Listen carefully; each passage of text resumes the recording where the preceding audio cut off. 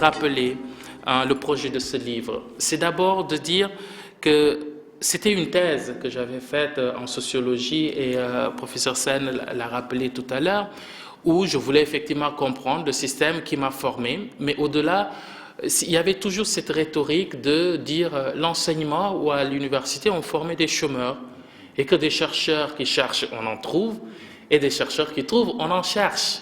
On connaît toute cette phrase-là et je voulais comprendre, certainement par curiosité, mais me dire mais c'est quoi finalement qui fait marcher ou pas le système qui a contribué à me former. Donc c'est d'abord ces questionnements, vouloir comprendre. Je voulais simplement comprendre comment étaient faites nos universités et certainement nos centres de recherche. Et une fois cette thèse soutenue à l'université de Toulouse et Mirail, c'était un désir de partager. J'ai produit quelque chose et nous savons tous, les thèses, quand nous les produisons, le plus souvent, ceux qui lisent les thèses, c'est ceux qui ont un intérêt particulier à la thèse, sur la thèse, et puis ceux qui ont été dans votre jury de thèse, votre directeur, les rapporteurs, etc. Et puis je me suis dit, mais ça fait quand même plusieurs années que j'ai travaillé sur cette question, ce serait dommage que ça reste à l'état de thèse. Et donc, du coup, je me suis mis dans cette idée de comment valoriser ce que j'avais produit pendant ces années de thèse de sociologie, et donc ça a donné cet ouvrage-là. Et troisième élément très très important, professeur Sangaré le disait et en finissant, c'est finalement susciter le débat. L'université ne serait pas université si on ne débat pas. Et je ne dis pas que l'ouvrage apporte des vérités, non. C'est des vérités scientifiques. Ça veut dire que la vérité scientifique, comme on dit, elle n'est valable jusqu'au moment où on aura prouvé qu'elle est fausse. Et pour cela, il faut débattre. J'ai bien aimé quand le professeur Sangaré rappelait justement les grandes figures que pouvaient être Cheikh Anta Diop, etc. Et aussi de se désoler, tout comme lui, de ne pas avoir cet espace. Nous, je me rappelais quand on était encore jeunes étudiants, on aimait ces journées de G, ceux qui ont fait Saint-Louis savent de quoi je parle, ces journées de G où on avait le sentiment de refaire le monde. On débattait de tout. Et j'ai le sentiment parfois qu'en devenant enseignant, on n'a plus cet espace-là. On se retrouve tout seul à discuter entre nous et finalement entre soi et pas assez avec les autres. Et donc, cet ouvrage pour moi, c'est de susciter le débat, la contradiction. C'est cela même, comme je disais, l'essence de l'université. Et professeur Sen l'a assez dit, et je pense que je ne vais pas y revenir longtemps sur finalement les éléments qui composent cet ouvrage. Alors, ce livre qui est intitulé « L'université et la recherche au Sénégal, à la croisée des chemins entre héritage, marché et réforme, licence, master, doctorat », l'auteur cherche ici à comprendre comment se construit et se structure le système d'enseignement supérieur et de recherche au Sénégal.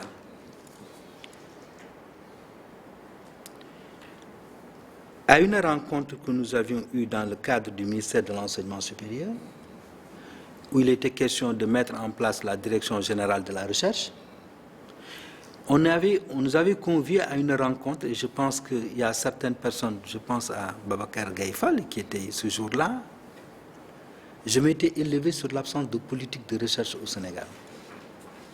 Je viens d'en comprendre, en lisant ce texte-là, cet ouvrage-là, des éléments, peut-être que je subodorais, mais que je ne pouvais pas fixer concrètement. Sauf que je m'étais rendu compte du caractère dispersé, atomisé, sans articulation de ce que nous sommes en train de faire. Et je disais tout haut que nous n'avons pas de politique de recherche. Aujourd'hui, je comprends pourquoi on n'avait pas aussi une politique de recherche. L'autre élément également qui me fait entrer, mais véritablement comme un poisson dans l'eau, dans ce livre, Jean Alain est sorti de la même université, du même institut de sociologie que moi à Toulouse. J'ai fait toutes mes études de sociologie à Toulouse, de la première année au doctorat. Je n'ai pas connu d'autres universités en termes de sociologie dans ma formation. Mais là également, j'apprends la trajectoire du sociologue. qui encore vient me confirmer la posture qu'il a adoptée dans son travail et posture pour laquelle je garde des affinités avec lui. Donc vous comprendrez vraiment combien je suis à l'aise en vous présentant cet ouvrage. Il faut se dire que ce livre est en fait une écriture d'une socio-histoire de l'enseignement supérieur et de la recherche du Sénégal qui rend compte de la dynamique de construction et des enjeux du développement du système d'enseignement supérieur et de recherche. Cette socio-histoire de notre système d'enseignement et de recherche, c'est une première. La méthode qu'il va utiliser également pour comprendre, donc cette méthode compréhensive, montre la dynamique de construction du système d'enseignement supérieur et de recherche en le reposant sur 3 dimensions essentielles. L'héritage institutionnel ou colonial, à la limite d'où nous venons, l'héritage culturel, mais également ce qu'il appelle la logique marchande ou ce que j'appelle simplement l'orientation marchande. L'approche suivie par Jean Allain pour faire une analyse de l'action publique sous contrainte révèle une tension entre l'action locale et l'action globale, afin de mieux saisir la capacité d'adaptation du processus de construction du système d'enseignement supérieur et de recherche au Sénégal.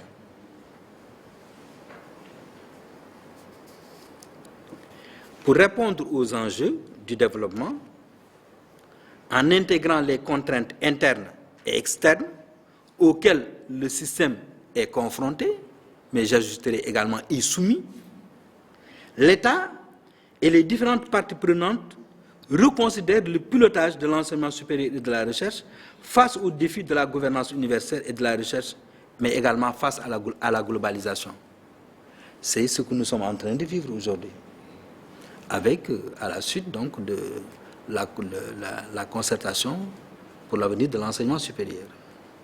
Et ce que nous en tirons aujourd'hui et les structures qui sont en train d'être mises en place, mais également l'élargissement de la carte universitaire du Sénégal. Et qui ne se fera pas sans bouleverser également l'architecture encore présente au Sénégal, par le fait de la compétition qui va exister également entre nos universités. Le contexte actuel de gouvernance des universités et des centres de recherche reste fortement déterminé par la colonisation. C'est vrai qu'il a mis en place les premières structures d'enseignement supérieur et de recherche, malgré les mesures prises pour construire et ajuster le système aux spécificités sénégalaises. Nous avons eu de grands ministres de l'éducation. Je pense à Amadou Mokhtar Mbow. Je pense également au professeur Assane Seck. Nous avions eu ici, oui, je dirais simplement des hommes.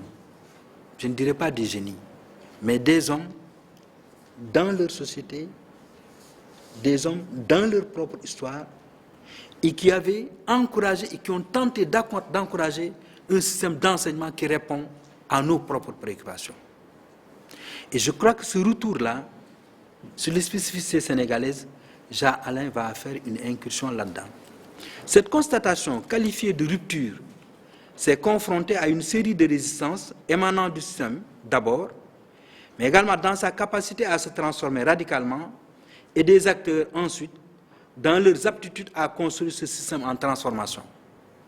Nous sommes déjà interpellés en tant qu'acteurs de ce système.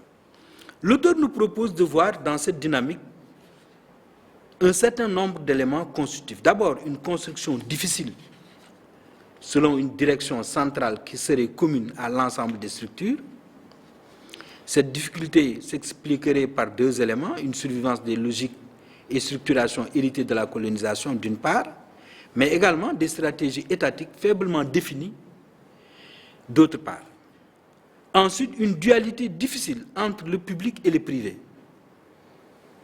Tout à l'heure, dans une discussion avec le professeur Sangaré, on discutait également de la confusion qui est entretenue entre ce qui est payant et ce qui est gratuit. où est la marge du privé et du public. Mais notre réforme va nous y conduire. Une fragilisation également du système liée, entre autres, à la faiblesse des financements publics et à l'inorganisation de la politique de recherche. On peut pratiquement dire que toute notre recherche a été commanditée, pilotée de l'extérieur. Et rares seront, peut-être depuis la mise en place du FIRST, avance et encore jusqu'à maintenant, beaucoup de laboratoires et d'équipes de recherche travaillent sur des commandites étrangères. Mais ça aussi, c'est aussi l'articulation du local et du global, que Jean-Alain va mettre le doigt là-dessus. Ensuite, une volonté d'être et de rester compétitif, notamment dans la capacité d'intégrer et de faire fonctionner les différents aspects liés à la réforme LMD. Un désir également toujours renouvelé d'être en phase avec les enjeux sociaux locaux, aussi bien pour l'enseignement que pour la recherche, comme en témoigne donc la concertation nationale pour l'avenir de l'enseignement supérieur, mais également les directives qui vont s'en suivre.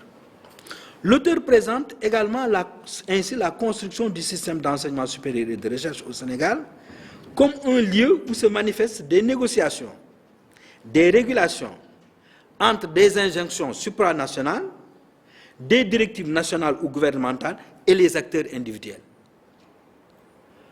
Et ça aussi, une autre lecture de cette socio-histoire, beaucoup de départements ou de laboratoires n'ont existé que par la volonté d'un certain nombre d'individus, mais pas par le fait d'une politique consciemment suivie au niveau d'une institution.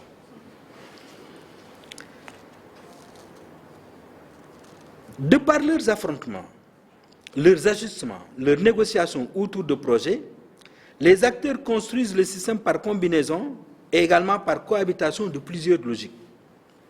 Il s'agit pour ces acteurs de faire face à une compétition mondialisée tout en tenant les enjeux de la territorialité et du local. Ce qui va également nous permettre de faire le raccourci dans ce souci d'avoir une université du développement. Une université qui répond à la demande nationale, à la demande locale.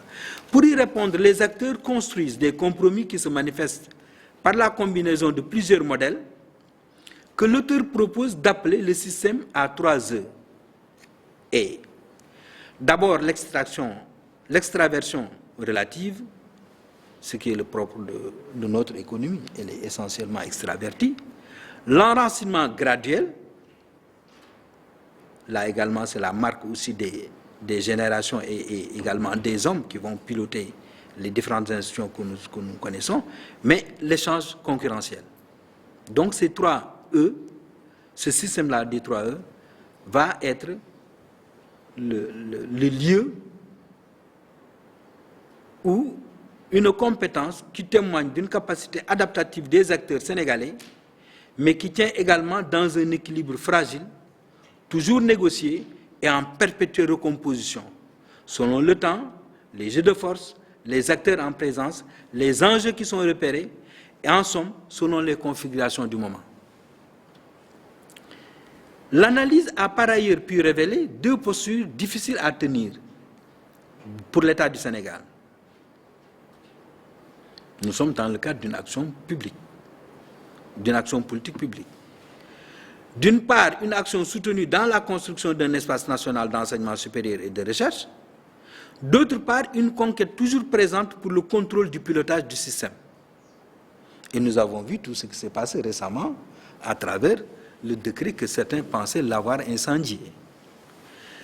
Mais également, à travers la doctrine actuelle du capacity building, le renforcement des capacités, l'État du Sénégal est invité à reprendre la main dans la conduite de l'action de construction.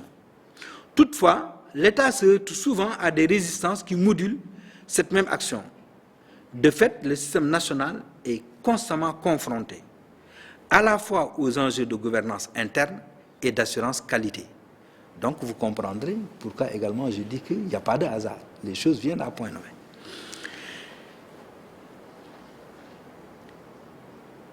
Il y a également, d'un côté et de l'autre, différentes injonctions supranationales qui fragilisent la maîtrise de l'État dans la construction autonome d'un espace pour la recherche et pour l'enseignement supérieur. En clair, lorsqu'il s'agit de la construction actuelle et du maintien du système d'enseignement et de recherche au Sénégal, on assiste à une mise en synergie voulue ou providentielle. J'aime bien l'expression providentielle ici, parce que bien des choses, effectivement, nous sont tombées sur la tête. De réalités locales ou sous-régionales, d'une part, et des composantes extraterritoriales ou globales, d'autre part. Il s'agit d'une dimension fondamentalement dualiste qui ne se présentera pas nécessairement comme une importance, mais davantage comme une capacité spécifique d'action dans le processus de changement qui englobe les universités et les centres de recherche. Il y a une très faible articulation entre les centres de recherche qui existent au Sénégal et nos universités. Il y a des efforts qui sont faits, mais, reconnaissons-le, il est encore tenu faible. Un travail de diagnostic et de prospective pourrait de ce fait être réalisé pour accompagner les processus de transformation et pour identifier les composantes de l'hybridation, de ce métissage. La démonstration que le système d'enseignement supérieur et de recherche au Sénégal se construit et se maintient dans une combinaison de logiques antagonistes, cette démonstration s'appuie sur un travail de théorisation qui me semble extrêmement intéressante et qu'il intitule la dissociation raisonnée. Qu'est-ce que c'est que cette dissociation raisonnée? C'est une logique qui vise à mettre fin ou à réduire au mimétisme qui a longtemps guidé les interventions publiques dans le domaine de l'enseignement supérieur et de la recherche, tout en introduisant des éléments du contexte national, mais également de répondre aux exigences locales sans renoncer à soutenir la compétition internationale. Et depuis quelque temps également, beaucoup de nos équipes, nos laboratoires, centres de recherche sont primés également à l'étranger. Mais c'est également beaucoup également d'intellectuels universitaires sénégalais aussi qui monnaient aujourd'hui leurs compétences dans les universités étrangères. Cette construction présente les caractéristiques d'un système soumis à de fortes contraintes, qu'elles soient internes ou externes, d'où le glissement d'un système classique et monofonctionnel à un système multifonctionnel qui intègre la concurrence, la territorialité, la professionnalisation et la segmentation. Là, il suffirait de jeter un regard sur ce qu'on est en train de mettre en place dans cette nouvelle carte universitaire du Sénégal. On comprendra très bien le sens de ces propos ici. Il n'y a pas de modèle sénégalais univoque d'enseignement supérieur et de recherche.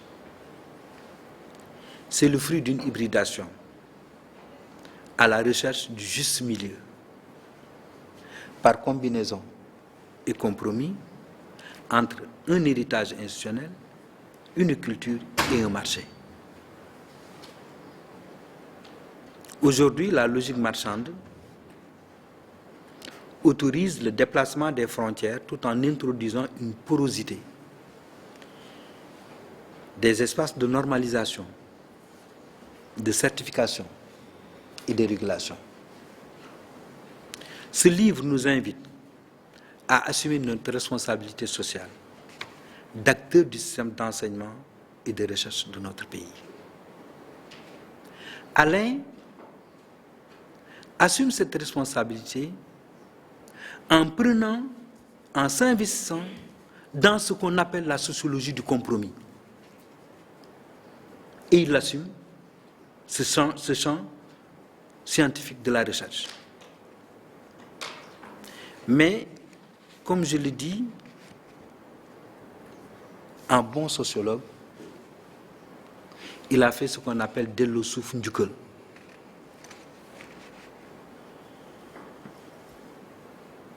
Vous avez demandé tout à l'heure, professeur Sangaré, que vous l'avez dit, que notre système d'enseignement n'avancerait que si nous répondons aux questions locales qui se posent ici à nous. Ce que devrait faire toute autre discipline. Mais qui, outre que le sociologue, formé dans cette tradition de s'interroger les questions de la société dans laquelle il vit, qui d'autre que le sociologue ne va pas s'interroger sur le système qu'il a formé. Donc l'expression ici prend tout son sens.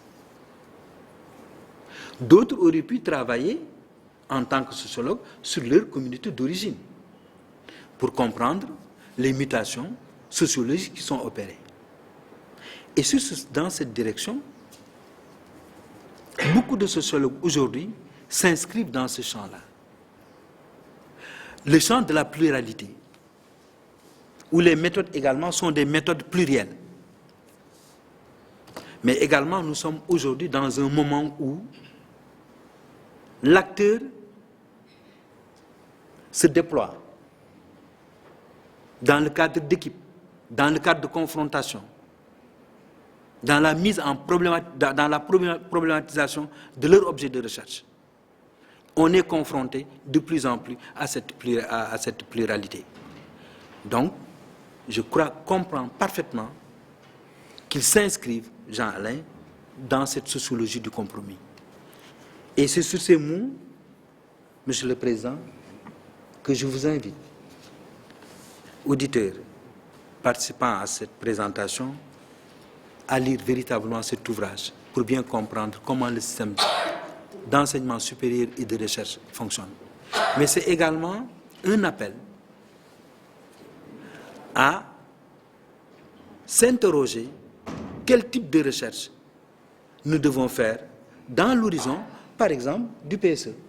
Donc, dans l'horizon de 25 ans, par exemple. Quel système de recherche devons-nous avoir? Le problème de la recherche fondamentale, l'opposition recherche fondamentale, recherche appliquée. Mais je pense que c'est vidé de son sens toute l'activité heuristique. C'est pourquoi nous avions discuté tantôt des nanosciences et des nanotechnologies, à des moments où, quand on veut construire d'un petit pays avec un certain nombre d'éléments, nous ne pouvons pas refaire l'histoire des autres nations qui nous ont devancés. Partons de ce que nous avons et des moyens dont nous disposons. Et cette lecture-là, de cet ouvrage-là également, va nous y inciter. Voilà, Monsieur le Président, les quelques mots que je voudrais dire à l'endroit de mon collègue.